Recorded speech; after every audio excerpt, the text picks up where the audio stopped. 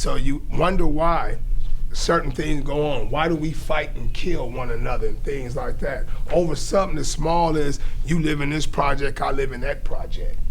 And everybody in all the projects are related to each other. Am I right? Yes, everybody from Jordan Downs got family living in Nicholson, family living in Imperial Courts, but they'll fight and kill each other, and everybody's poor, everybody's struggling, but they'll fight, kill, and rob one another. And in my humble view, that comes from there's a lack of self-knowledge, and if you don't know who you are, how can you love who you are? And so there's self-hatred, and that's what we see.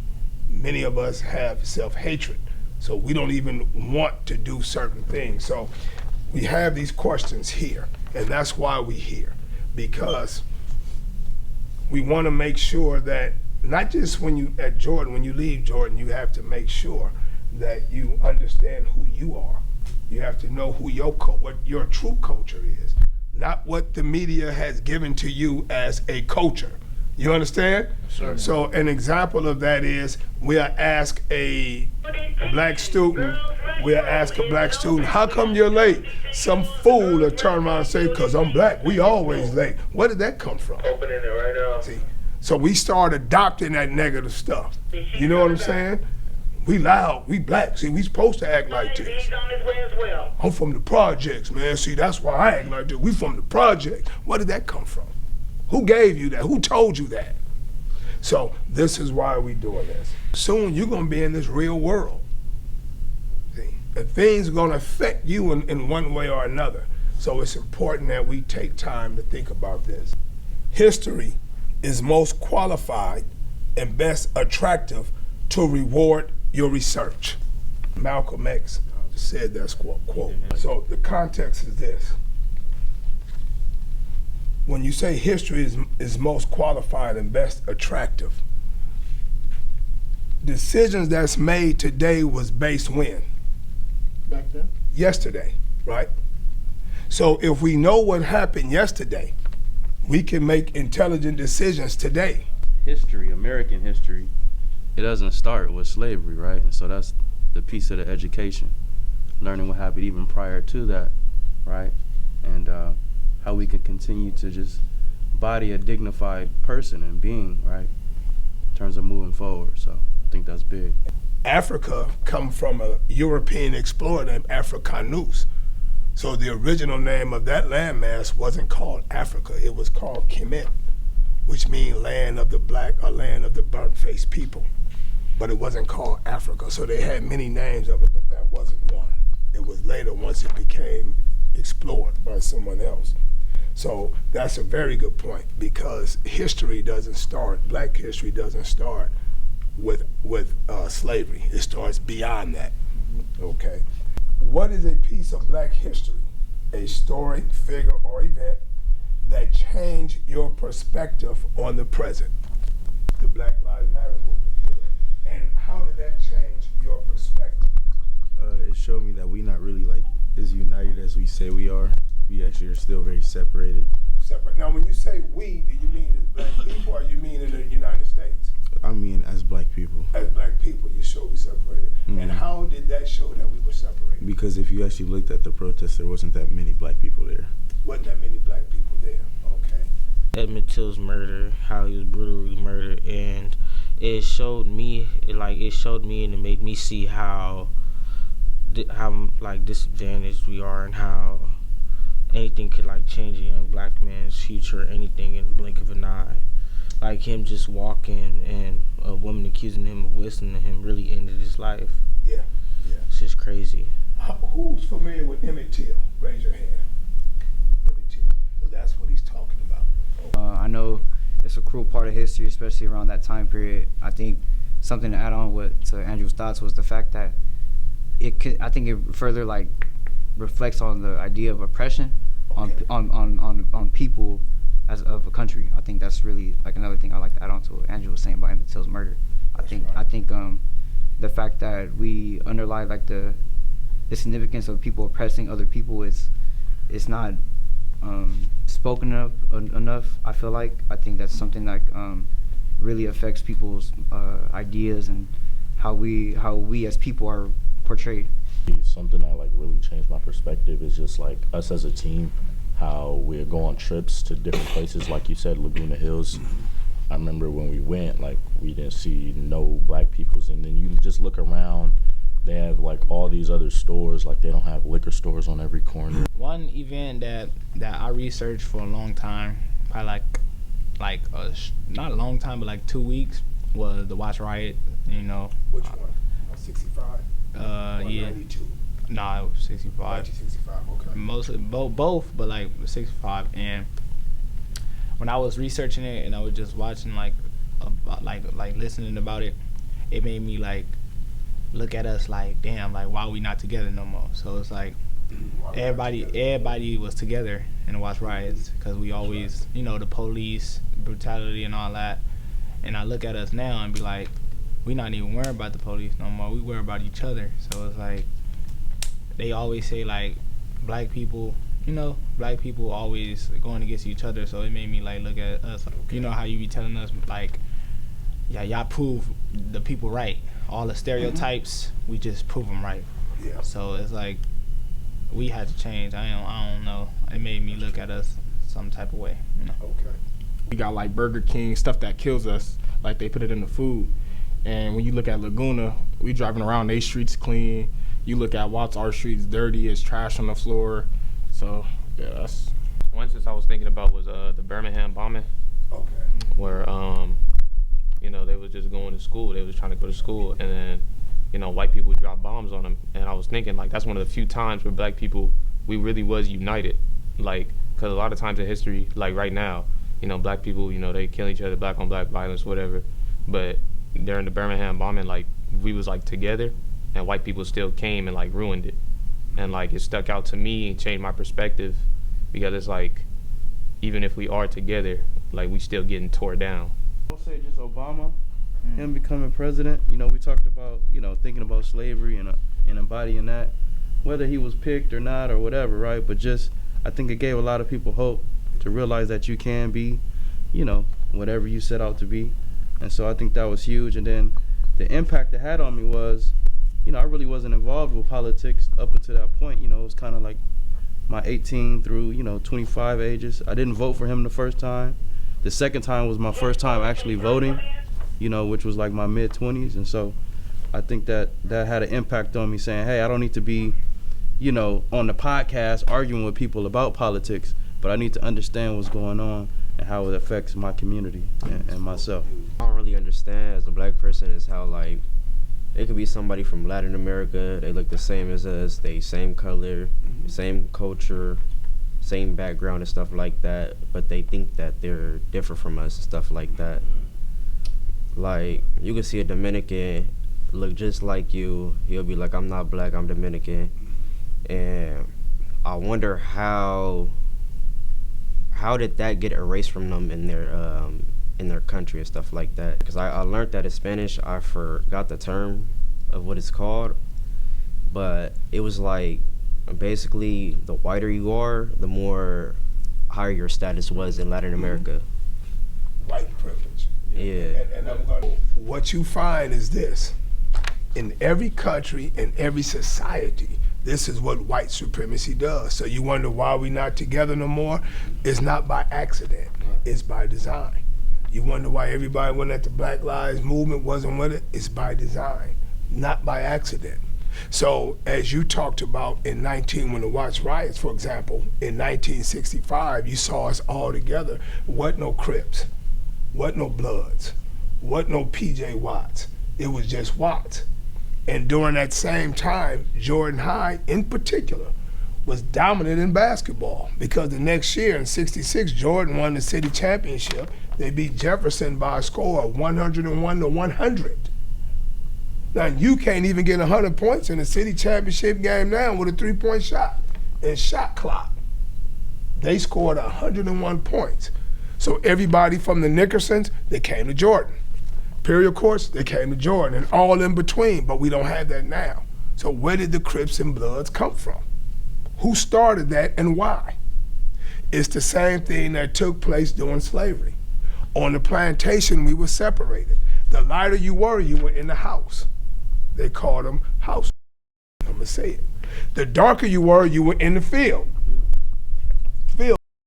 Now, the dark-skinned slave had it the worst because they were getting beat. They were in that hot sun. In the house, you had it a little better. See? Now, what do you find today? As you said, this took place not only in America, but this happened in the Dominican, Haiti. Well, you know, the Dominican Republic is right on the other side of Haiti. But one speaks French, one speaks Spanish. But the common oppressor all came from Europe. All black people, though. Right? So the Spaniard conquered those areas. So when you look at Panama, you look at Cuba, Brazil, all them places, you got people look just like you, but they may see themselves different because they are not conscious now to what has happened to them. The same people in Europe that oppressed us here, the only difference is the language. So our oppressors spoke English, right? But in South America, they spoke Spanish.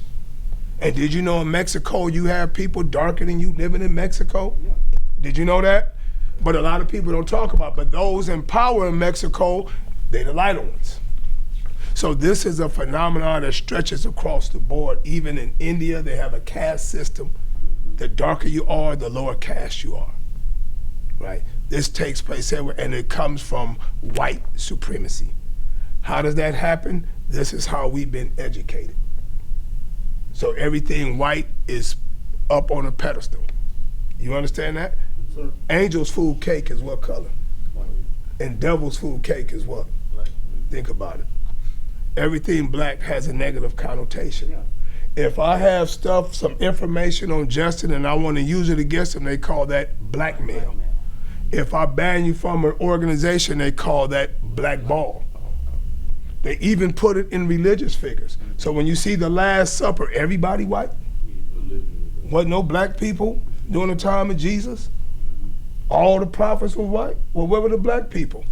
When you see heaven, what is pictures of? White people, angels, where the black ones at? But when you see the devil, they what color? How they look? They look darker.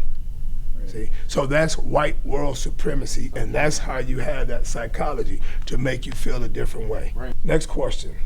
Do you feel school does enough to educate you on your culture, history, and heritage? I never learned about my culture. Like, I never really learned until I came to Jordan. Like, Myers, you start telling me about it. Like, I really never, really went that deep into, how big our culture was and how important our history was and stuff like that. But at our school, no, we don't have enough teachers telling us about our culture. So, yeah. Never in my life have I had a black history teacher. So I feel like that's so impactful and it's not talked about enough. This month is Black History Month and I haven't heard of not one thing that's related to black history and how black history is uplifted in the whole month. I haven't heard of not one thing. Wow. So, yeah. Wow. For me, it's the same thing that the previous two people have said, that when they do talk about it, it's only during Black History Month. That should be a topic about universal, all 12 months of the year should be about Black History Month, and it shouldn't just be February because that's Black History Month.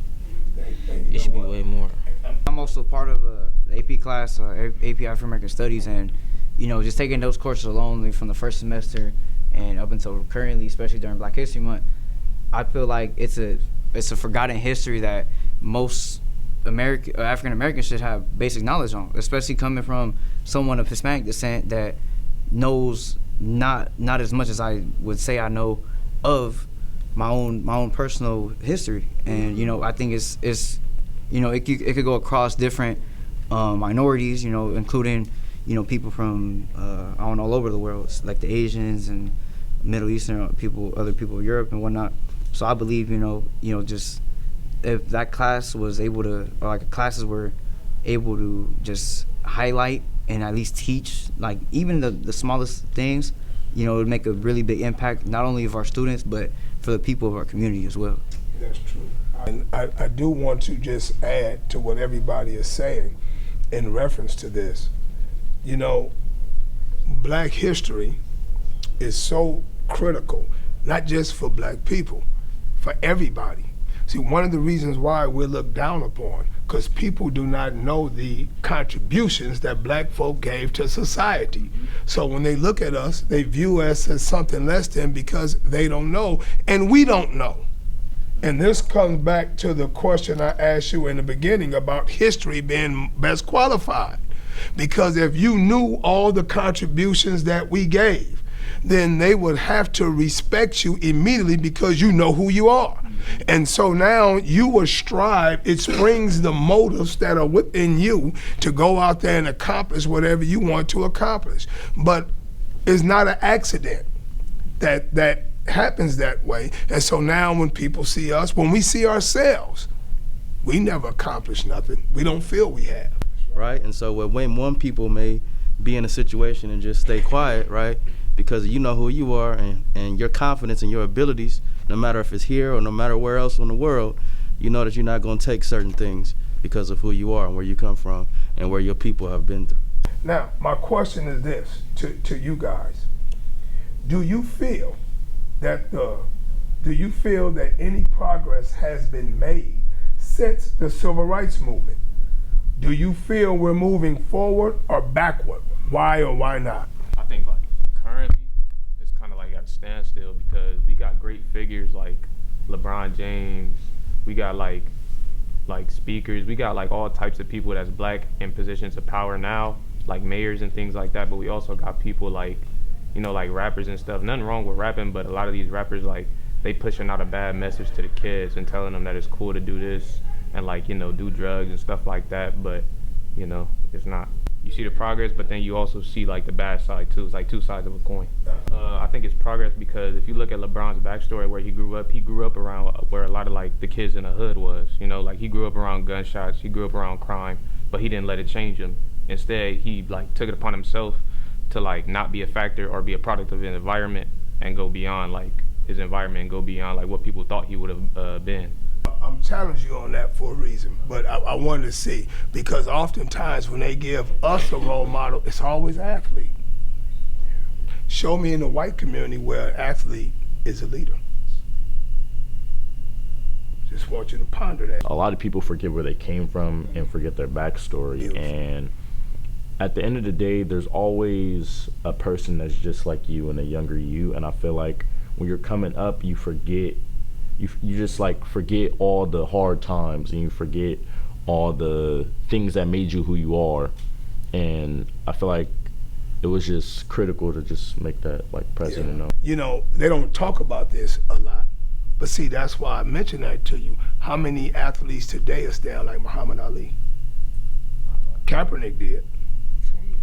Right, and look what he had to suffer. Right now, from 2016, 2015 to 2020, we were moving forward. But right now, as from like where we at, I feel like a lot of us are stuck. It's like because the media like portrays this image where you can't look silly, you can't look dumb. So none of the black kids likes looking embarrassed or silly, whatever you want to call it, because they feel like it's somebody that's always going to say something about what they do. So nobody ever tries to go put themselves in a position where we are a leader, or where you, like, you know, Gotcha. oh, that's like, you know, people just be like, oh, that's stupid, how you going to try to do this, how you going to, oh, and then it's like people that knocks you down even though you're trying like yourself, but it's people that like, you can't do that. Like, so even though you say like we moving forward or backwards, it's like we're stuck because it's people that's doing it, it's people that's not. So it's like we're in between. Amongst everybody here, you know, I understand I'm family, but you know, but being a representation of a different demographic, I think, you know, you could still see the nuances, and you know, amongst the different communities. I feel like, you know, we are as a whole, you know, still, you know, in a standstill, like what everyone else was saying. You know, I still believe that there are still opportunities that us as people of color really are able to just get our image, you know, seen as better people for sure. I actually want to ask you a question, Myers. Yes, sir. We're on the topic of only athletes are only like the main representation of a role model for black people. I want to ask you, is there like, if you're not an athlete, like, can you like be a representation? Like, I feel like there's just a narrative. Like, what if you're not an athlete? Like, how can you, like, you know? You have many of them. Yeah, How many of you know who Bob Johnson is? Bob Johnson used to be the owner of BET. He owned the Charlotte Bobcats at one time. Bob Johnson, a billionaire. And the reason why I say athlete is because one of the things they sold black children on is the only way you can make it out is if you play ball or rap or sing, right? But Bob Johnson, a billionaire, he's a businessman. I remember he was trying to buy an airplane line, you know, like Delta, one of them airlines. The man's a multi-billionaire, brilliant man. But you're not taught and you don't see Bob Johnson. How many of you know who Paul Robeson is? See? Paul Robeson, he was an athlete too, but he was a scholar. He sung opera, all of that. I believe he went to Rutgers University, I believe. But you don't know nothing about Paul Robeson. But they sell us on the sports, and you know only a small percent of us are gonna make it in the sport. Right? You got a better chance of being a brain surgeon, real talk. So they sell us on that. So when most of us go to college that play ball, now Mcgowen got his degree, he's a Division I athlete, but he can bear witness that the majority of them don't get their degree. So you've been used to play ball, and they use you that, and I want you to see that is a form of slavery. They use you to play ball. Now, how much money did y'all bring to that university? A lot of money. You brought money in, right? But who runs the university? We don't run the university. Right. Somebody else do. So from the athletic department, in particular, the football and basketball teams, because that's who brings the money. And the majority of people that play football and basketball are black, but guess what?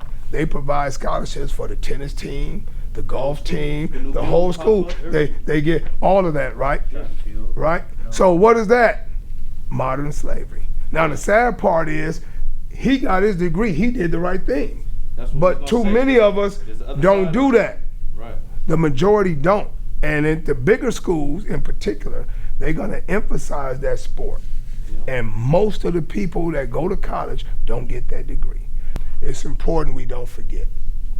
You understand? You don't forget where you come from, that's one hand. And I personally get upset about that, coming from this school right here with all the great people that came out of Watts that got, that did well. And I'm encouraging you to come back and give back when you make it. And that's personally what I built my life on. I could have been anywhere. Many of you notice when I go out places, I came back here to Jordan High School because I knew someone, and it ain't about money. Let's get that straight. Because one of the things we think, they can give, no, they need to come back so that now the possibility, if he made it and he lived in the projects, or she made it and she lived right there, then I can do it too. You see, that's what it's about. And that's why I came back, to give back to you. You see Coach 50 back, he could have been somewhere else. Larry Friend, who's on the wall, he came back. So some of us come back. You see Willie J is back, he's alumni. And that's critical, to come back and give back. And it ain't just gotta be dealing with sport, it can be many things. But I just want to share that with you guys. I thank you all for your time and participation, and I hope you can take this and continue to become leaders, because each one of you is great. Each one of you, and great in every positive word. Each one of you have the potential to achieve beyond measure. And my goal, and I probably can speak to every person that's older than you, we want to see you do better than us. So thank you all, and let's have a good afternoon.